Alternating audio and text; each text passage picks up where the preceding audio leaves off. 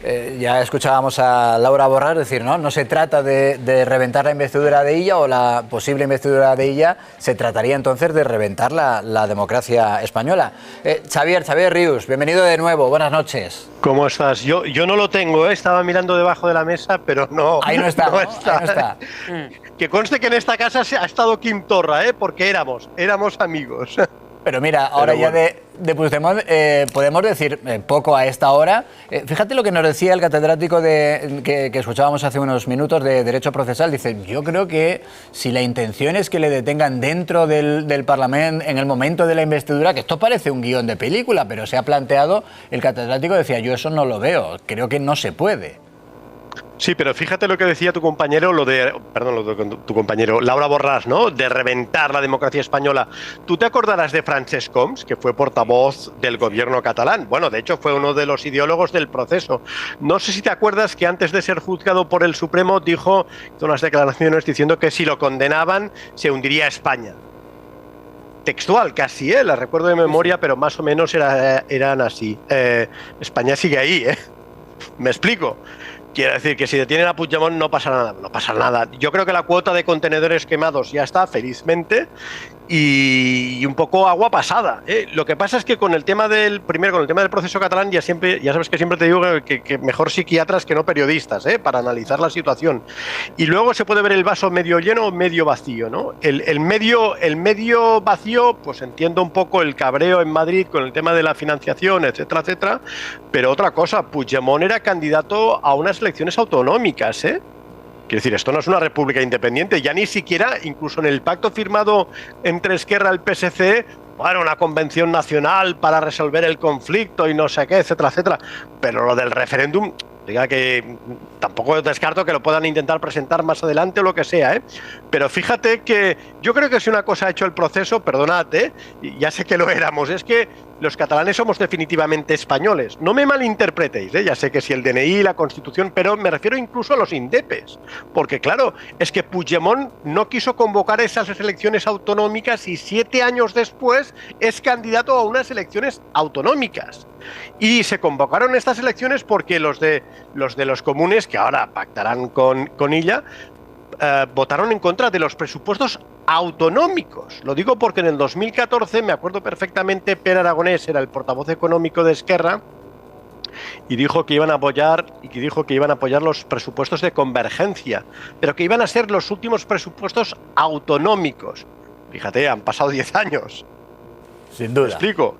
Claro, es decir, incluso el tema, nadie habla de república, nadie habla de la DUI, etcétera, etcétera, No descarto, bueno, ya sabes cómo es el independentismo catalán, pero esto era eso, son aquellos que posaron en las escaleras del Parlamento con los puños, rodeados de gente de la CUP con los puños en alto, Incluso los lemas electorales de los partidos independentistas era defender Cataluña, no sé qué, pero nadie plantea la independencia.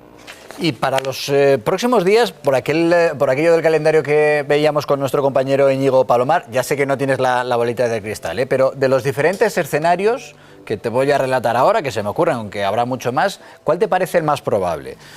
Puigdemont no cumple su palabra y no acude al debate de investidura para no ser detenido.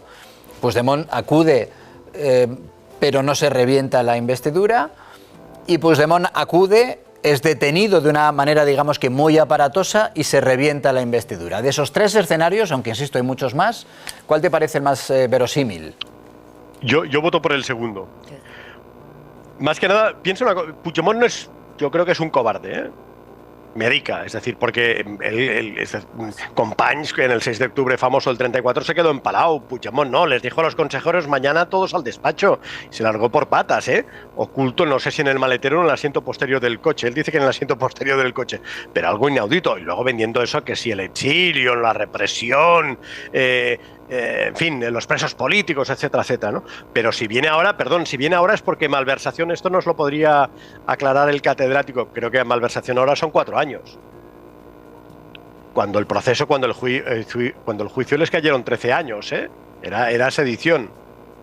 Me explico, es la diferencia, es decir, que incluso, sí, 4 años, si pasa a declarar, igual a lo mejor con medidas cautelares y tal, sale en libertad, ¿no? Algunas han estado huidas, no era exactamente lo mismo, ¿no? Pero Ana Gabriel, la de la CUP, o Marta Rovira, bueno, Marta Rovira por la amnistía, ¿no? Pero la CUP vino, bueno, en ese caso ni siquiera era desobediencia, no era lo mismo, ¿eh? Pero bueno, también se fue a Suiza, ¿eh? El exilio a Suiza, ¿eh? Que tampoco es Venezuela, ¿eh? Y volvió, declaró ante el juez de Llarena y la dejó en libertad, porque es que no había base penal ni siquiera para ponerla en prisión.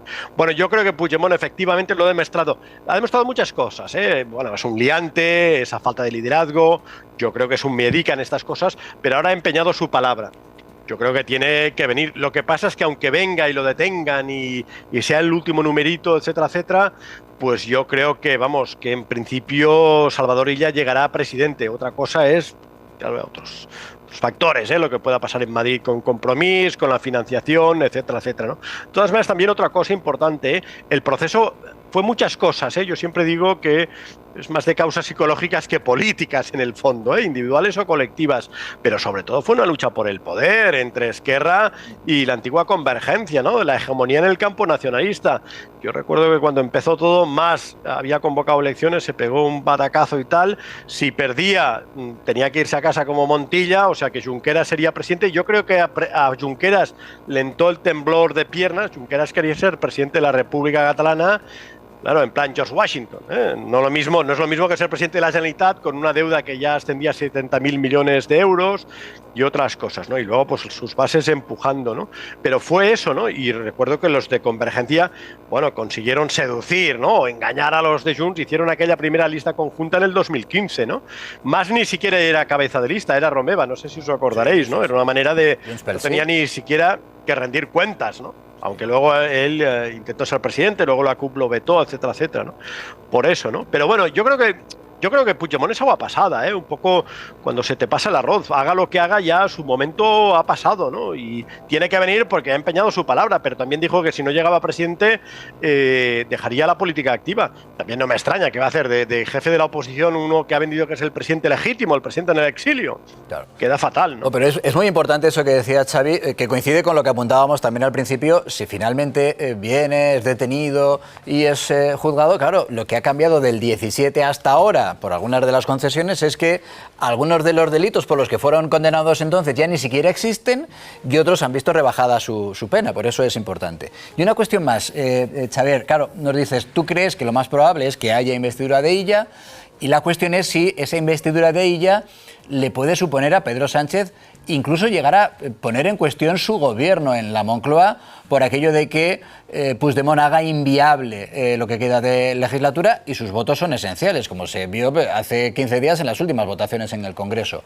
¿Crees que puede tomarse la revancha, por decirlo de esa manera, Puigdemont haciendo inviable la legislatura en la Moncloa? Es que el proceso ha sido también un ataque de cuernos, ¿no? Entre Esquerra y Junts, ¿no? Porque claro, los de Junts, una cosa que siempre han reivindicado ha sido la mejora de la financiación. Bueno, ahora, ¿cómo justificas votar en contra? Bueno, muy sencillo, porque claro, es que si votan a favor, Puigdemont no será presidente. Más o menos alguien lo dijo, ¿no? No, vamos, Turull, bueno, vamos a votar en contra porque, claro, permite la investidura de Illa, claro. Por lo tanto, evita la investidura de Puigdemont, ¿no? Pero es complicado, ¿no? Piensa otra cosa también, el tema financiación, yo lo recuerdo a veces con frecuencia. Aquí los catalanes renunciamos al cupo vasco a los inicios de la transición. Los vascos lo han explicado alguna vez y Pujol lo ha admitido. Y luego hemos negociado 5 sistemas de financiación autonómica. Yo evidentemente estoy a favor, pero hemos negociado 5 sistemas de financiación autonómica. El penúltimo creo que fue... el último fue más en el 2001, con mayoría absoluta del PP. Y yo guardo un recorte de La Vanguardia que decía que más festeja el acuerdo de financiación. Claro, lo había negociado él. Y con Aznar en el Pacto del Majestic fue el 30% del IRPF. A los catalanes Unamuno lo dijo, nos pierde la estética. Bueno, dijo a los levantinos, pero es cierto, ¿no? Porque claro, el acuerdo del Majestic era, vamos a cambiarle el nombre a los gobernadores civiles, que suena mal, ¿no? Les ponemos delegados del gobierno, ¿no? Y el catalán en la UNESCO, que no sé si se materializó. Bueno, pues haber empezado por la financiación, haber empezado por la pasta, perdona, como en el estatut. En la financiación llegó después de 4 años del proceso del estatut, del debate, que fue agotador. Además, hasta aquí la Generalitat montó un autobús para ir recogiendo teóricamente las sugerencias de la gente. Y claro, cuando llegaron a negociar la financiación, todo el mundo estaba harto. Y además, como aquellos partidos de fútbol, que el entrenador, ¿qué hace si es importante? Bueno, pues un entrenamiento a puerta cerrada. Aquí no. que íbamos contando, ahora haremos esto, ahora haremos aquello, ahora nos peleamos por el preámbulo, y al final de todo, cuando ya todo el mundo estaba harto, era el tema de financiación. Bueno, pues exactamente lo mismo. Yo evidentemente, hombre, claro, yo creo una mejora de la financiación de Cataluña, pero dos cosas también, aparte de lo que os he dicho. El otro día leía que la Generalitat genera cada año 4.000 millones de déficit. Uno de los contertulios lo ha dicho en el tema de las pensiones. Sí, pero aparte de las pensiones, 4.000 millones de euros al año de déficit. En los últimos. Esto es inviable. Si esto fuese una empresa privada, ya habría cerrado. Y luego hubo una entrevista el otro día a Carles Campuzano, el consejero de Bienestar Social, para entendernos, que decía que ahora las prestaciones, las ayudas serán automáticas. Pensé, o sea, es para empezar a repartir. Ya no entró en otros gastos. Por ejemplo, de las pocas cosas que ha aprobado el gobierno aragonés fue 1.300 millones para TV3. Fuera del presupuesto, si caía el presupuesto es igual.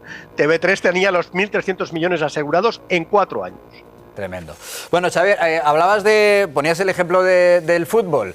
Como tú eres nuestro delantero centro, te esperamos el jueves, si hay investidura, ¿vale? Sí, vale. Para que remates. Mientras no me detengan.